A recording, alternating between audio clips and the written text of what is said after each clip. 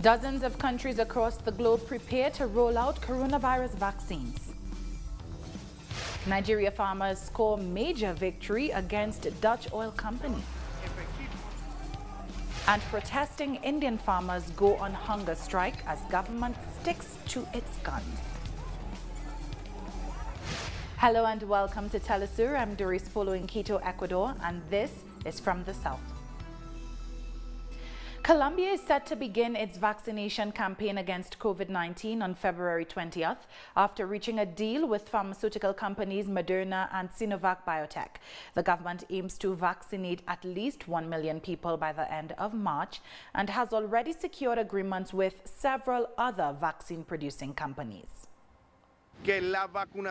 Mass vaccination in Colombia will begin on the 20th of February. The weeks prior to February, we will be sending effective communication. We will be doing pedagogy. We will be doing campaigns. We will have all the logistics with the local health networks.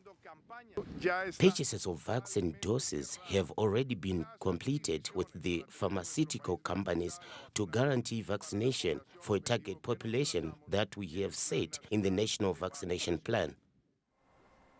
Now, Bolivia has begun its vaccination campaign against COVID-19 after the country received a batch of 20,000 doses of Russia's Sputnik V vaccine. A 40-year-old nurse from the eastern city of Santa Cruz was the first Bolivian citizen to receive the jab. After her, dozens of doctors and paramedics received the vaccine, of which Bolivia bought 5.2 million. Apart from the Sputnik vaccine, Bolivia also purchased 5 million doses of the AstraZeneca and Oxford vaccines. Over to Mexico, President Andrés Manuel López Obrador has said that he is recovering well from COVID-19 after testing positive for the virus earlier this week. The president has been receiving treatment at his apartment in the National Palace. I still have COVID, but the doctors tell me I am getting through the critical stage. I am doing well. Now, I'm here to avoid rumors or miscommunication. I am doing well, but I still need to be resting. I grew myself today to present this message to you. I have not been like this in these past days, but wearing other clothes. I have been working, paying attention to all the public affairs, especially about the pandemic.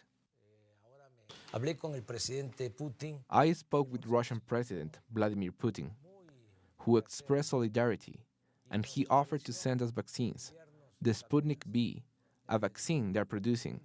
Those vaccines produced by Russia and are going to arrive shortly. I expect by the end of the following week. In Chile, a fire has broken out at a Santiago hospital, forcing the evacuation of staff and patients. Dozens of firefighters have rushed to extinguish the blaze that broke out at the San Borja hospital early on Saturday. Authorities have reported no injuries or deaths so far. According to early reports, the fire started on the third floor where intensive care units are located, but officials are yet to determine the cause of the incident. Staying in Chile, social and indigenous movements gathered in the capital's Dignity Square to commemorate the anniversary of the murders of Jorge Luis Mota and Ariel Moreno at the hands of the police. Mota and Moreno were brutally murdered while they participated in the widespread anti-government demonstrations that began in late 2019. Mota lost his life after being run over by a police equestrian court truck, while Moreno was shot in the head. Friday's protests saw strong police repression until the withdrawal of officers at around 7 p.m. local time, when demonstrators began protest actions to demand the freedom of political prisoners and the end of state repression. In Ecuador, the Vice President of the National Electoral Council, Enrique Pita, expressed his opinion regarding the situation surrounding the printing ballot papers for the election of the Andean Parliament, which remains behind schedule. The situation of candidates for the Andean Parliament is a very complicated situation. In the first place, the social justice political organizations has been introducing appeals of the legal nature that have not allowed us to close this chapter. Last night, Social Justice presented a final appeal before the Electoral Court that prevents us from having the absolute freedom to print the ballots. It is to be expected that If the contentious electoral court takes an immediate action with respect to this appeal, we could print the ballots and send them out in time, independently of the electoral packs that were already dispatched to all the polling stations abroad fundamentally. In the event that we have not concluded the legal actions regarding the candidates to the Andean Parliament, the option would be, by force majeure, to call a second round of elections for this process. Venezuela's Minister of Foreign Affairs, Jorge Arriaza, informed about the meetings held with the Vice Minister of Cuba and co-president of the Integral Cooperation Agreement between both nations, Ricardo Cabrizas. We have just met with the Vice Prime Minister of the Republic of Cuba, Ricardo Cabrizas, who is also the co-president of the Integral Cooperation Agreement between Venezuela and Cuba. Here, at the Antonio José de Sucre House, we have received the delegation that accompanies him, and we have been able to talk with the Vice Prime Minister about different topics of the binational economy, our economic projects, and beyond the projects of our Integral Cooperation Agreement in matters of health, education, and culture. We'll take a short break now. Join us in a few.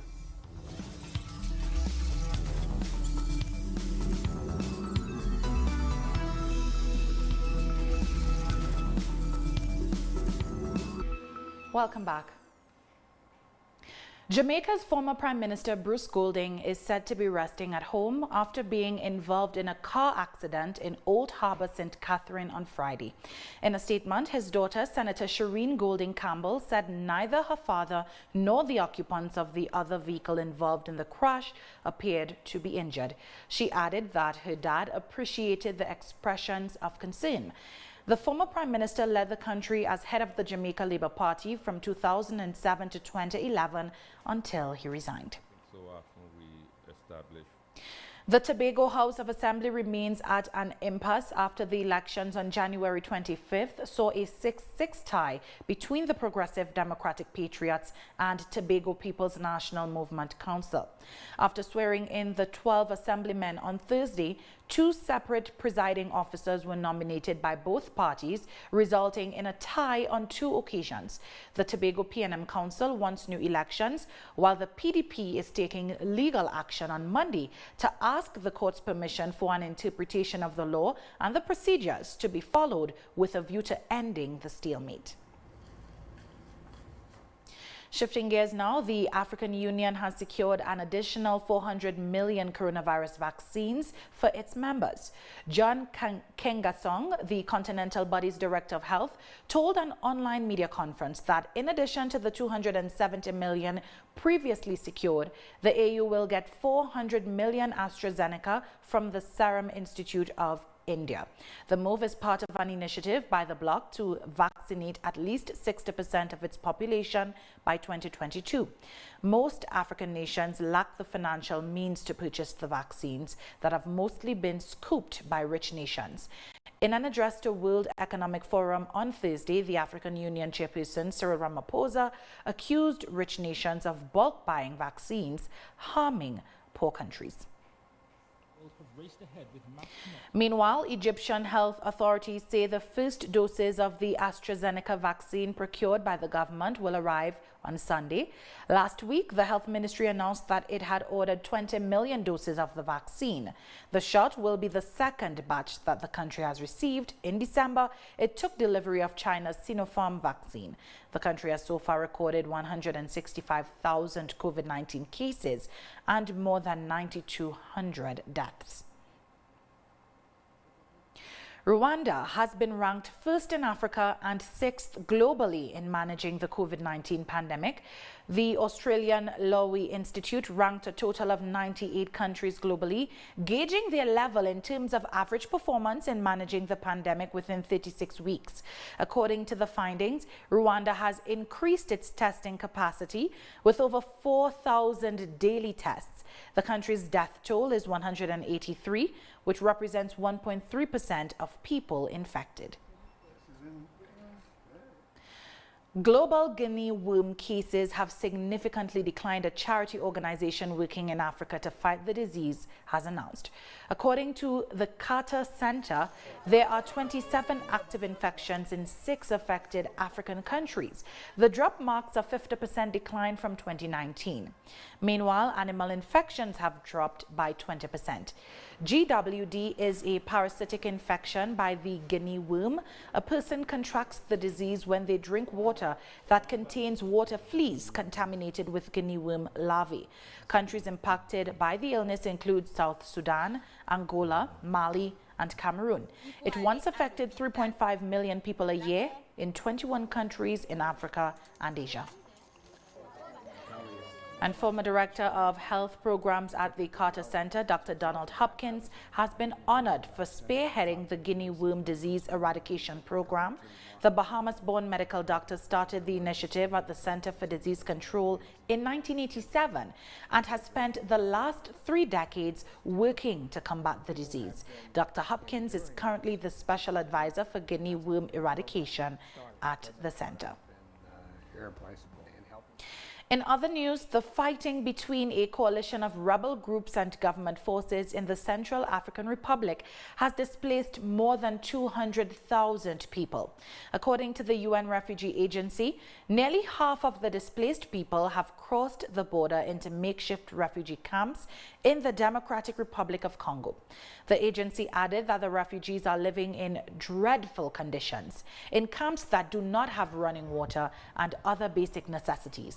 The fighting between the two sides was sparked by a court decision to ban former President Francois Bozize from running in the December 27th presidential election, in which President Faustin Archange Touadera was declared the winner. There was conflict back home in Bangassou. We had to flee because of that conflict and come and find refuge here. Hundreds of Tunisians have marched in the capital, Tunis, to protest against police abuses they say are endangering freedoms won in the 2011 revolution that swept away authoritarian rule. Hundreds of riot police confronted the demonstrators, leading to scuffles. Some protesters threw bottles, while police struck some demonstrators with batons.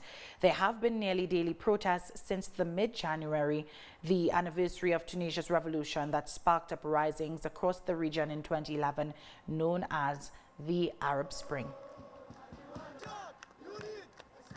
We're taking one last break. Don't go anywhere.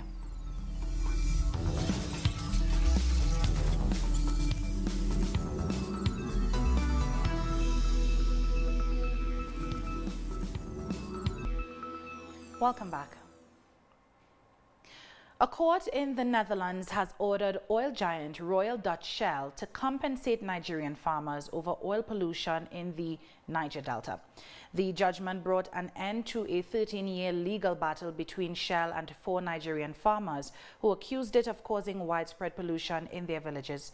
The court ruled that the oil giant must pay for the spills and install a new pipeline to prevent further spills.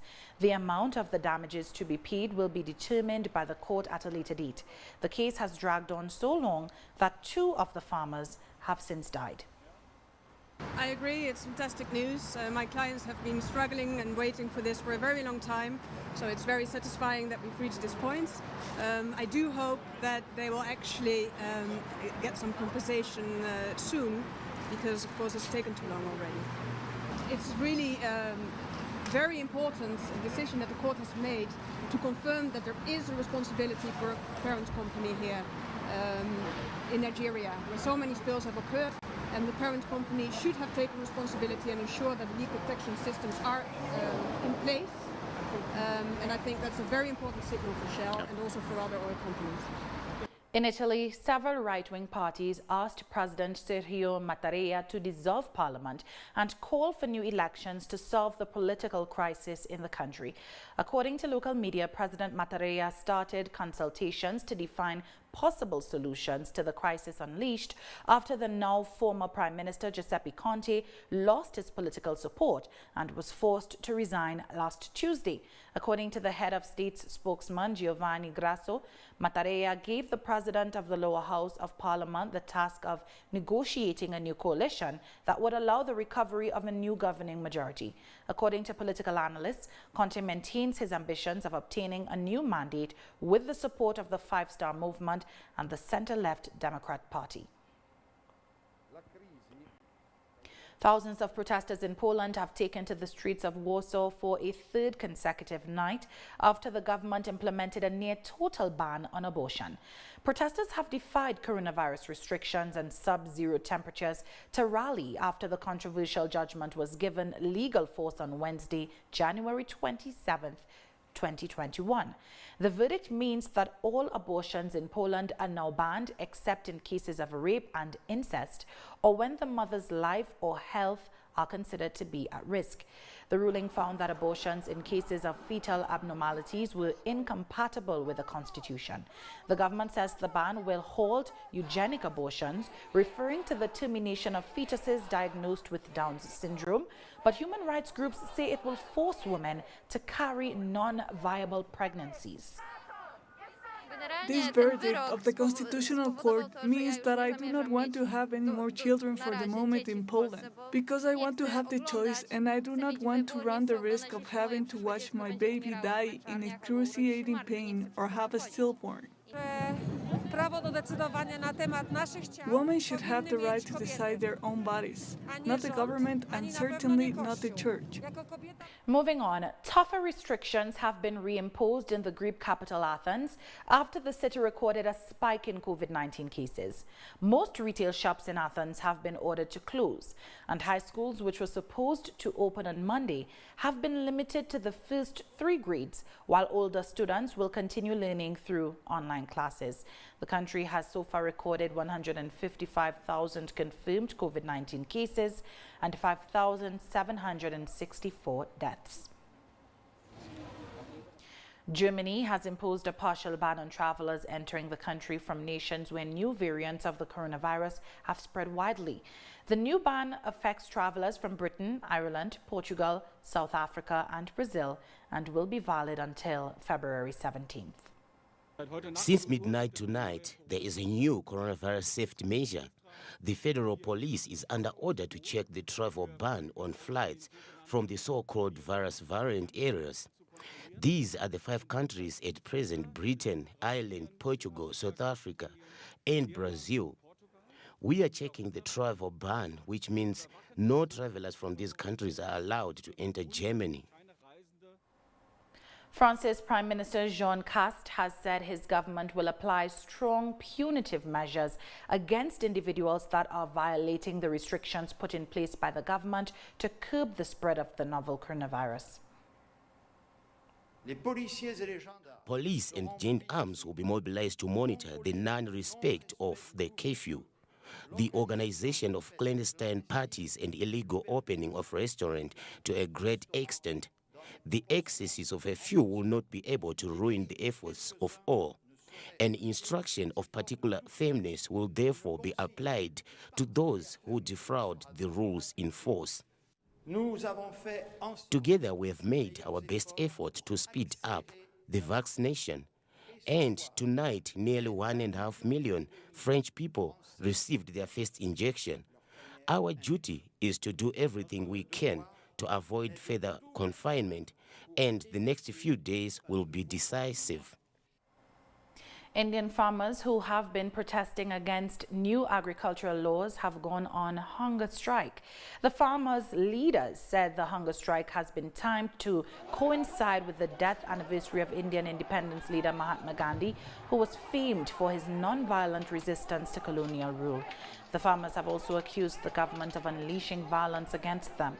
Tens of thousands of farmers have been camped on the edge of New Delhi since November, seeking the repeal of laws passed in September that they say will favor large agribusiness and devastate the earnings of many farmers. On that note, we've come to the end of this news brief. You can find these and many other stories on our website at telesurenglish.net. And join us on social media, Facebook, Twitter and Instagram. For TeleSUR English, I am Doris Polo. Thanks for watching.